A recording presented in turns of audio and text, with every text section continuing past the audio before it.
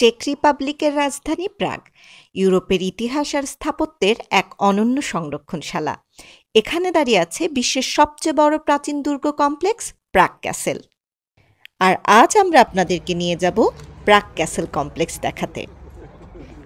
প্রাগ ক্যাসেলের একটি বিশেষ আকর্ষণ হলো এই ক্যাসেল গার্ড। চেক প্রজাতন্ত্রের প্রতিরক্ষা বাহিনীর এই সদস্যরা সারাদিন ক্যাসেলের নিরাপত্তা নিশ্চিত করেন।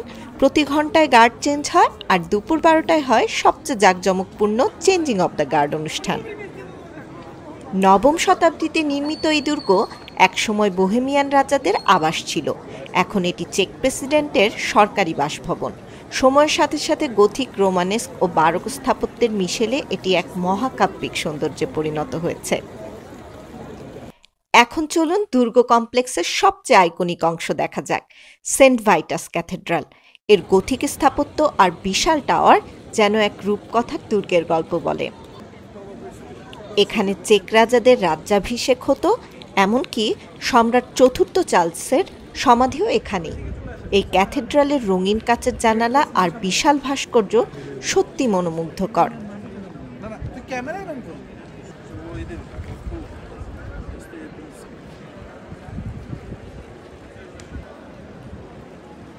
ইতিহাস, স্থাপত্য আর ঐতিহ্যের সংমিশ্রণে গড়ে ওঠা এই স্থান একবার হলেও ঘুরে দেখা উচিত।